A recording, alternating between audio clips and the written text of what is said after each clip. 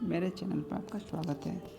आज मैं आपको बिहार के सरकारी सॉफ्टवेयर के रूप में जो HRMS लॉन्च हुआ था, अब उस पे कार्य करना स्टार्ट हो गया है और उसके बारे में बहुत लोगों का मैसेज आ रहा है कि उनको बहुत परेशानी हो रही है, क्योंकि इस लॉकडाउन में प्रशिक्षण अच्छे से कहीं हो नहीं पाई, इसलिए इसमें बहुत सारी दिक्कतें आ रही हैं।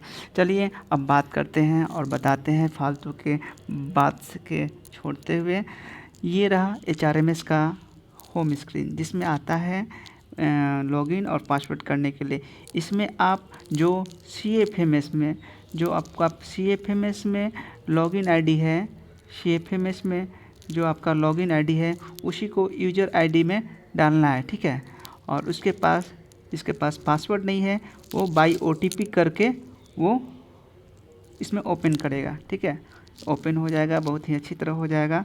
और आप इस करने के बाद आपका इस तरह से खुलेगा, ठीक है। करने के बाद आपको इस तरह से खुलेगा। देखिए यहाँ पे आप देख सकते हैं असाइन टू मी, ठीक है। ऑल एम्प्लॉय लिस्ट इस तरह से खुलेगा तो ऑल एम्प्लॉय लिस्ट होता है, जिसमें सारे एम्प्लॉइयों का, ठीक है। ऑल एम्प्लॉय लिस्ट में सारे एम्प्लॉय का लिस्ट होगा। आप ओपन कीजिएगा, वो ओपन हो जाएगा। फिर उसमें से जैसे CFMS में बकेट से हम लोग असाइन टू मी करते थे, इसी तरह इसमें ऑल एम्प्लॉय से हम लोग ये करेंगे, ठीक है। तो ऑल एम्प्लॉय लिस्ट में से चूज कर लेंगे और असाइन टू मी में वहाँ पे कलेक्ट कर लेंगे। फिर उसके बाद आपका उसमें देखिएगा तो इस तरह से एक आँख जैसा बना होगा और एक होगा 3 डॉट जैसा। तो 3 डॉट वाला जो होता है ना, ये वाला एक्शन होता है, मतलब इसमें आप ओपन करके उनको डाटा को मॉडिफाई कर सकते हैं। जो ये आँख वाला है, इसमें आप केवल देख सकते हैं, मॉडिफाई नहीं कर सकते हैं, ठीक है। तो आपको असाइन टू मी करने के बाद इसमें काम करना है, ठीक है। तो इसमें आप आसानी से काम करेंगे और उस डाटा को फीड करेंगे। चलिए हम बताते हैं डाटा में क्या क्या इम्पोर्टेंट है, कैसे भरना है। आपको मैं ले चलता हूँ, उसका एक फॉर्मेट में बना कर रखा हूँ, उसमें आपको ले चल रहा हूँ। पहले तो इसको रोटेट कर देते हैं ताकि आप लोगों को बड़े बड़े और अच्छे दिखे, ठीक है। चलिए रोटेट कर दिया मैंने, रोटेट ये हो गया। देखिए ये जो पहला जो ये है, हम लोग को सर्विस एंट्री में करना है, करंट एंट्री में नहीं करना है, सर्विस एंट्री में करना है। तो सर्विस एंट्री में इस तरह से खुलेगा। सबसे पहले आएगा, सबसे पहले आपको पर्सनल डिटेल्स आएंगे, ठीक है। सबसे पहले पर्सनल डिटेल आएगा, आप ये पर्सनल डिटेल को भरिएगा। ये रहा पर्सनल डिटेल, इसको आप भरिएगा, ठीक है। और फिर उसके बाद एड्रेस डिटेल्स आएंगे, फिर ज्वाइनिंग डिटेल्स आएंगे,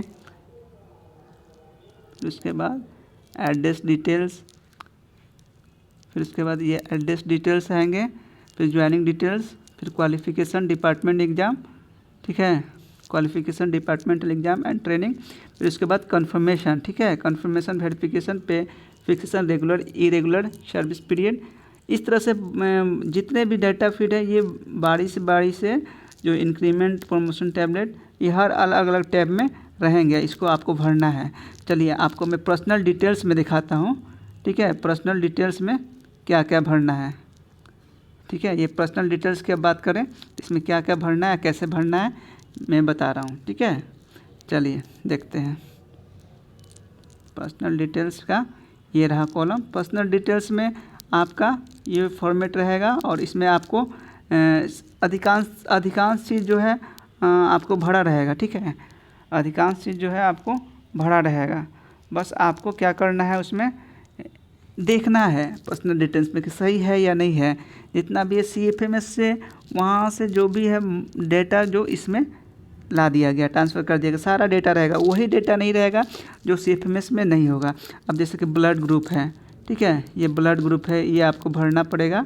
ब्लड ग्रुप है, पर्सनल ईमेल, ऑफिस ईमेल, जो भी चीज़ है। और एक बात और, इस तरह का जो स्टार मार्क, जो रेड कलर से स्टार मार्क है ना, मैंडेटरी, उसी को भरना है।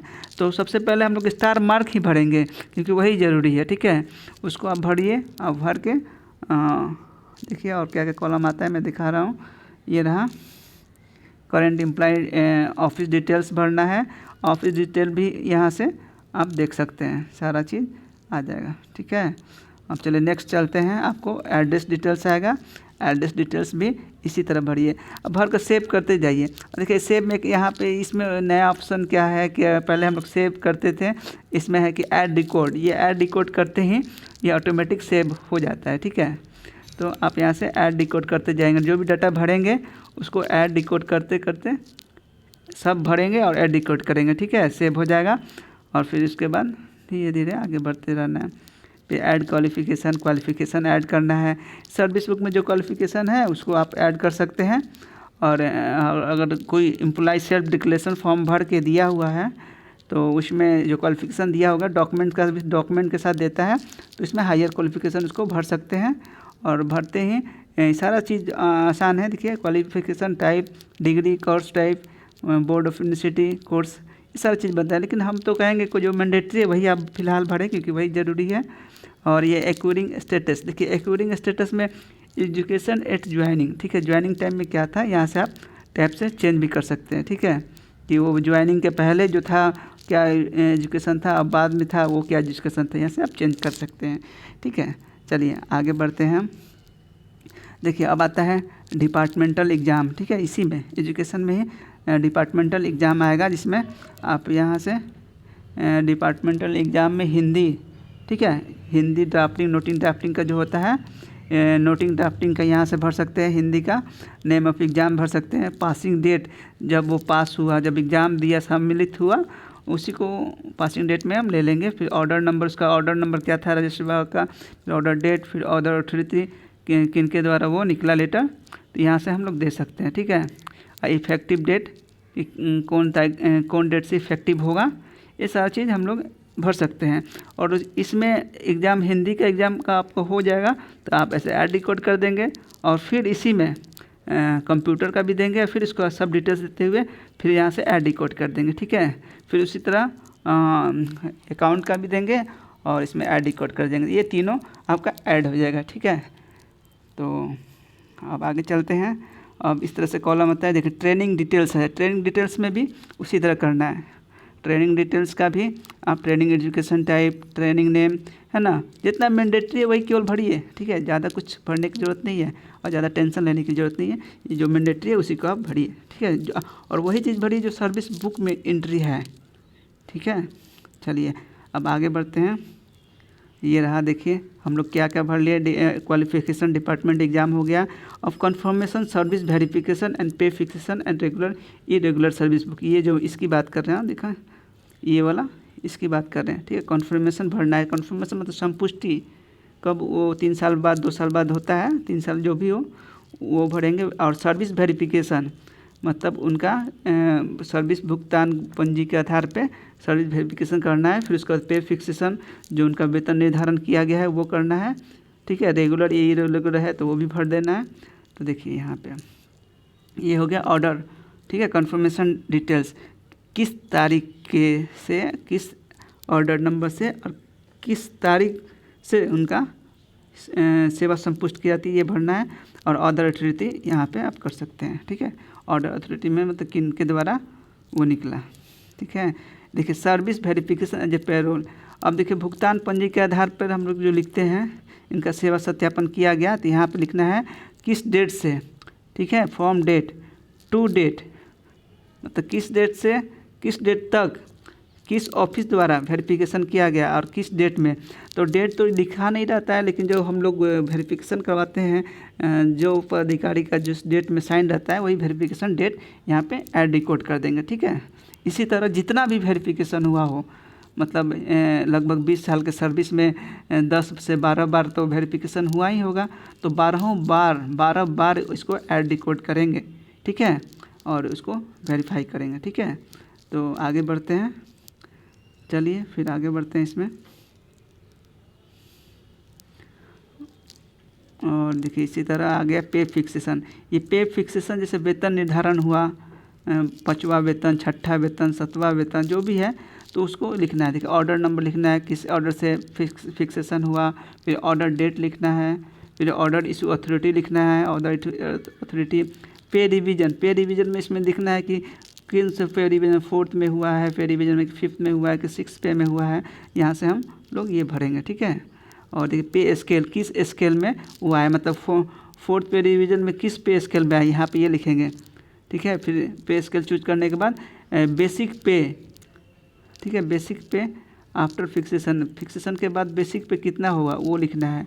अगर देखिए पहले के लोग आरपीपी में भी जाते थे तो आरपीपी में देना है तो यस करना है, यहाँ पे अपने आप ऑप्शन पहले ही से ही आ जाएगा। ठीक है। और पे फिक्सेशन डेट, यहाँ पे फिक्सेशन डेट भरना है, किस तारीख को इनका पे फिक्सेशन हुआ, मतलब किस डेट से हुआ। ठीक है। और यहाँ पे बेसिक फिक्सेशन, ये बेसिस फिक्सेशन में देखिए आपका आएगा कि कौन से फिक्सेशन हुआ, वहाँ पे कॉलम खुलेगा कि टाइम बॉन्ड है कि एमएससीपी है कि, मतलब बहुत सारे ऑप्शन आएंगे, ये आपको ओपन कीजिएगा तो ठीक हो खुल जाएगा। एसीपी है कि एमएससीपी है, बहुत सारा पहले का फिक्सेशन होता था, है ना, कालवध प्रोन्नति, ये प्रोन्नति की तरह फिक्सेशन। तो यहाँ पे हम लोग सब चीज़ देख लेंगे ऑप्शन बेसिक फिक्सेशन में। ठीक है। फिर उसके बाद next date of increment, fixation के बाद अगला इंक्रीमेंट, अगला वेतन वृद्धि कब मिलेगा ये लिख लेंगे। ठीक है। फिर उसके बाद इफेक्टिव फ्रॉम डेट, मतलब किस तारीख से ये वेतन निर्धारण प्रभावित होगा, जिसका लाभ मिलेगा वो लिख लेंगे। और सब जितना भी फिक्सेशन है इसी में होगा। और एक फिक्सेशन का इन्फॉर्मेशन भरते हैं, फिर उसके बाद ऐड डिकोड करेंगे तो वो सेव हो जाएगा। अगर फिर दूसरा फिक्सेशन हुआ है तो इसी कॉलम में फिर से order number, order date, order issue authority वगैरह भर के फिर से ऐड डिकोडिंग करेंगे। जितना फिक्सेशन हुआ उतना बार ऐड डिकोड करके सेव करके, जितना बार उनके सर्विस में फिक्सेशन हुआ उतना बार आप ऐड डिकोड करके सेव कर सकते हैं। ठीक है। जैसे कि किसी का 5th रिवीजन हुआ, 6th हुआ, फिर किसी का 7th पे हुआ, है ना, तो आप यहाँ से फिक्सेशन करके ऐड कर सकते हैं। चलिए अब आगे बढ़ते हैं।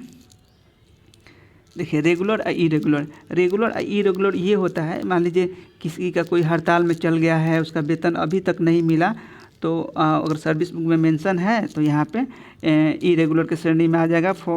From date to date reason देना होगा किस डेट के कारण उनका सर्विस में टूट हुआ है। ठीक है। उसके बाद एडी कोड, ये सर्विस बुक में होगा तभी लिखिएगा, अपने से नहीं। ठीक है। चलिए आगे बढ़ते हैं। अब देखिए आता है इंक्रीमेंट। ठीक है। Increment post promotion and transfer का। ठीक है। और इंक्रीमेंट प्रमोशन और ट्रांसफ़र, इंक्रीमेंट तो हर साल मिलता है, प्रमोशन तो समय पे मिलता है, ट्रांसफ़र भी समय पे होता है। तो ये सारी चीज़ इसमें डिटेल्स में भरेंगे। ठीक है।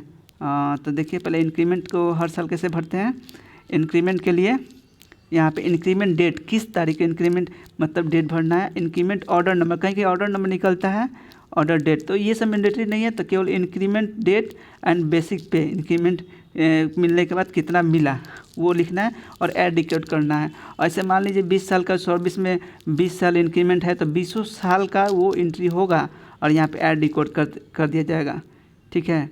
जैसे कि मान लीजिए 1/7/18 को इंक्रीमेंट मिला तो इनको 23,800 हुआ।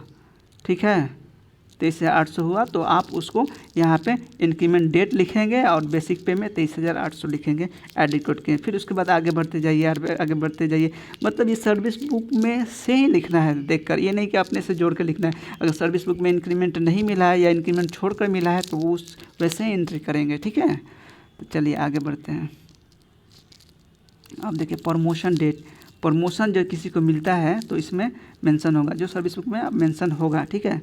तो प्रमोशन में यहाँ पे आप ये ऐसे कीजिएगा, प्रमोशन ऑर्डर नंबर लिखिएगा, डेट लिखिएगा, इशू ऑफिस लिखिएगा किससे वो लेटर निकला, प्रमोशन टाइप, है ना, यहाँ पे प्रमोशन टाइप ऑप्शन खोलिएगा तो बहुत सारा प्रमोशन होगा, किस टाइप का है, एमएससीपी टाइप का है कि उच्च वर्गीय से निम्न से उच्च में है या कैडर चेंज है, ये सब चीज़ इसमें लिखेंगे। ठीक है। रिलीविंग, और वहाँ रिलीविंग डेट देखिए, हम तो कहेंगे जो मैंडेटरी है उसी को भरिए, है ना। फॉर्म डेजिग्नेशन किस पद से टू डेजिग्नेशन पोस्ट, किस पोस्ट पे गए, ये चीज़ भरना है। ठीक है। अब पे रिवीजन, मतलब प्रमोशन हुआ तो पे रिवीजन में कौन से पे स्केल में आए, फिर कितना पे स्केल भरा हुआ। ठीक है। ऐसे करके इसमें भरना है। और एक और बात है इसमें, प्रमोशन टाइप हो गया, चलिए इसमें आप भर देंगे जो भी है। हाँ, प्रमोशन डिफरेंट कैडेट, बिल्कुल आसान है, जो ऑप्शन दिया हुआ है उसी का यूज करना है, अपने से ज़्यादा दिमाग नहीं लगाना। ठीक है। चलिए आगे बढ़ते हैं, हो जाएगा प्रमोशन ऑर्डर भी आराम से भर लेंगे। चलिए अब आगे बढ़ते हुए चलते हैं। ट्रांसफ़र और डिप्यूटेशन, अगर ट्रांसफ़र किसी का हुआ है, सर्विस बुक में मेंशन है, तो यहाँ पे order number, memo number, order date, order स्थिति, डिपार्टमेंट नेम, डिपार्टमेंट ऑफिस, सारा चीज़ आ जाएगा। ठीक है। अब देखिए डिपार्टमेंट नेम सर्च करने में यहाँ पर सर्च कीजिएगा तो अलग से कॉलम खुलता है। ठीक है। अलग से कॉलम खुलने के बाद उसमें लिखा रहता है कि किस ऑफिस है, उसको ऑफिस को चूज कीजिए, या डायरेक्टरेट ऑफिस है उसको चूज कीजिए। फिर उसके बाद प्लेस लिखा रहता है, तो जिस प्लेस के ऑफिस को चुनना है उसको चुनना है। मान लीजिए कि पटना का कोई ऑफिस है, तो यहाँ पे ऑफिस नेम होगा, यहाँ पे पटना लिखिएगा। फिर वहाँ पे तब जाके यहाँ पे एक सर्च का ऑप्शन होता है, उस सर्च का ऑप्शन पर क्लिक कीजिएगा तो सारा ऑफिस का नाम आएगा, उसमें से चूज करना है। तो सबसे बड़ी बात है, कोई लोग बोलता है कि ऑफिस का नाम नहीं मिल रहा है, तो नाम इसलिए नहीं मिल रहा है क्योंकि आप जो खोज रहे हैं, मान लीजिए पोस्टिंग आपका पटना में है, आपका खोजना है, आपके सर्विस बुक में गया का चाहे मुजफ्फरपुर का ऑफिस का चूज करना है, तो आप यहाँ पे गया का चूज करना है। तो यहाँ पे मान लीजिए कि पटना का कोई पटना हाई स्कूल का कोई ऑफिस है, इसको करना है, और हमको मुजफ्फरपुर के ऑफिस में ढूंढना है। डायरेक्टरेट ऑफिस का जो भी है यहाँ पे तो भर देंगे, और ये सेकंड वाले पे जिस एरिया का है, जो मुजफ्फरपुर का है, तो मुजफ्फरपुर यहाँ पे लिखेंगे, और फिर जाके यहाँ पे सर्च में डायरेक्ट क्लिक करेंगे तो वो सारा ऑफिस आ जाएगा। ठीक है। तो इस तरह से चूज कर लेंगे। चलिए आगे बढ़ते हैं। ये सारा चीज़ हो जाएगा, कोई दिक्कत नहीं है। चलिए अब देखिए सस्पेंसन अगर उनसे मेंशन है सर्विस बुक में तो यहाँ पे हम दे सकते हैं। ठीक है। सस्पेंसन का सब चीज़ कुछ करना नहीं है, एकदम बिल्कुल आसान है। ठीक है। और इसी तरह आगे बढ़ेंगे। फिर लास्ट में एक आएगा, उसके बाद लास्ट में प्रोसीड करके आएगा, लिखा होगा। ठीक है। प्रोसीड कर दीजिएगा, प्रोसीड आगे बढ़ेगा। फिर उसके बाद CFMS में कैसे फॉरवर्ड करते हैं, उसी तरह फॉरवर्ड अप्रूवल को कर दीजिए। ठीक है। अप्रूवल को रिमार्क्स करके फॉरवर्ड कर दीजिए। इसी तरह ये कंप्लीट हो जाएगा आपका टास्क। तो आप फिर कोई दिक्कत होगा तो आप बताइएगा, फिर आपके लिए दूसरा वीडियो बना दूंगा। तो आप लोगों को बहुत बहुत धन्यवाद देखने के लिए। Thank you and very much, bye.